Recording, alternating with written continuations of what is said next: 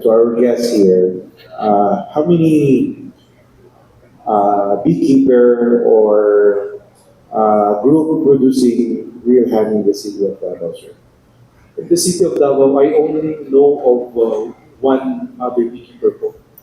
Um, he was invited in the first hearing, but he wasn't able to attend the succeeding hearing po. So the only two? Yes, but from the time we launched the bee farm in Katigan in March, we have conducted 7 batches of trainings already, and there have been 3 of the trainees who are now keeping bees as well. So if I count them po, we are 5 already in Davao City, as far as I know, because I'm a member of the organization. I've asked that, Mr. President, because I'm also using the Rihani, and I really have a hard time to look for Rihani in Davao.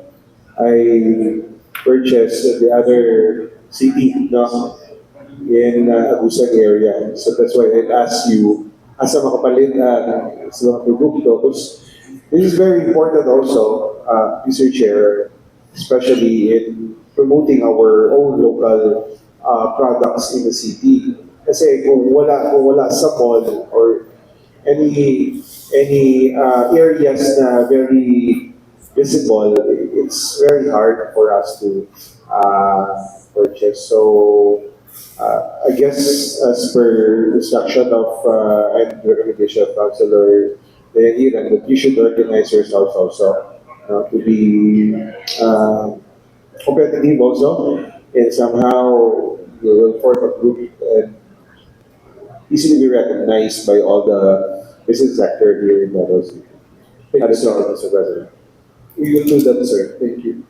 And just to inform everyone, I'm not from Davao City. My wife is from Levesia. I'm from Ilocos Norte. We migrated to Davao City last December, turning 1 year this December 9. We love Davao. It's a beautiful and peaceful place. So it's good for our bees, and we saw the potential because there's not even a single bee farm in Davao. And as far as I know, this is the first bee farm that we have in Katigan.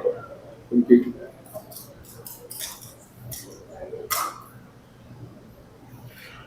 All right.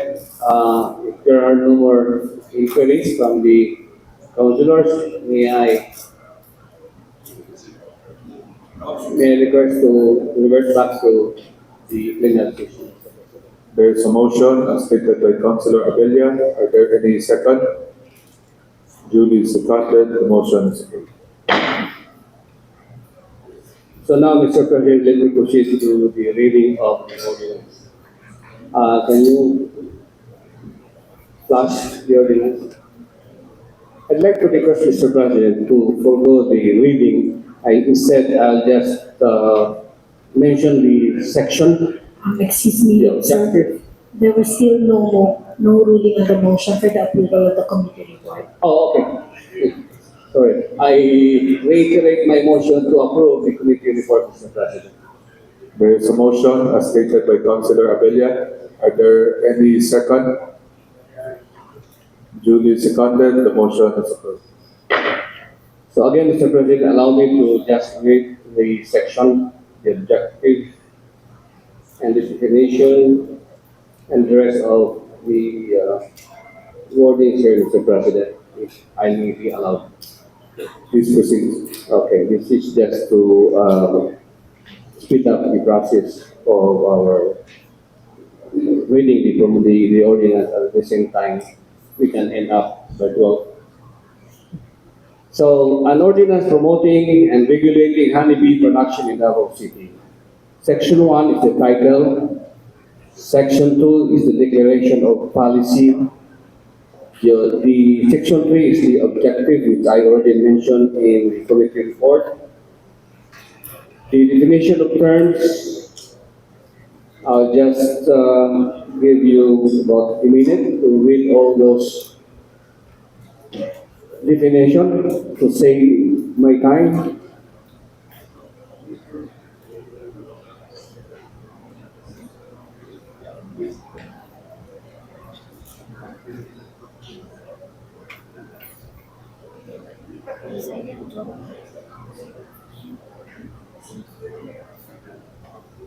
Mr. President, I'll just read the whole wordings in letter J. Major nectar bearing plants. These are the trees that nakuha ang nectar.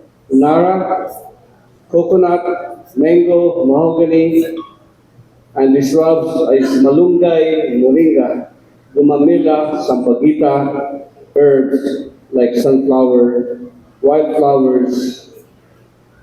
Mr. President, these are the very important plants for beekeeping.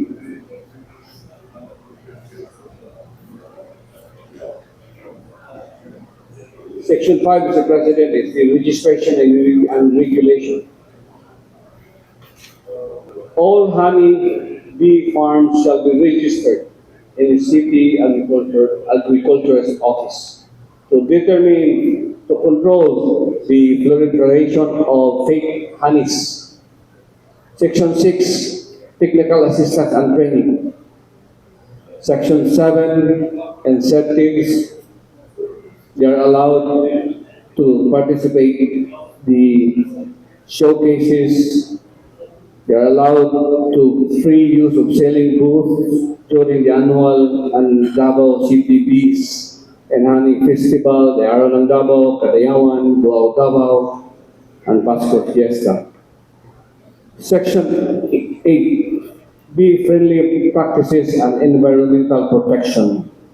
I'll just read this very important section or letter A, discourage the use of honey, the use of bee-harming pesticides that are enumerated in the list of pesticide and FPA, in other words.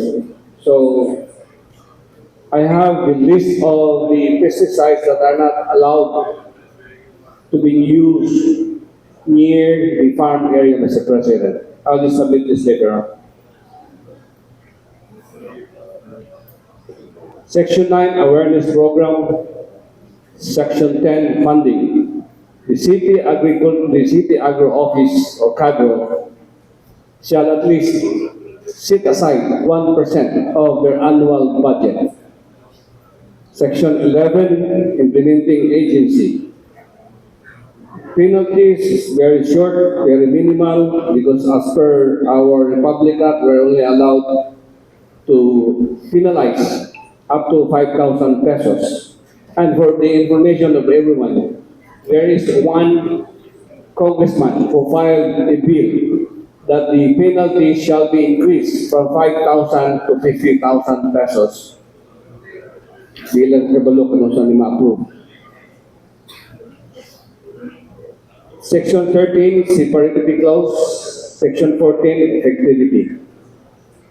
Mr. President, I move for the approval of this ordinance. A motion has been stated by Councilor Abella. Are there any second? Duly seconded, the motion is approved. Thank you, colleagues. Thank you, Mr. President, and I Yes. slowly there. Madam Burley.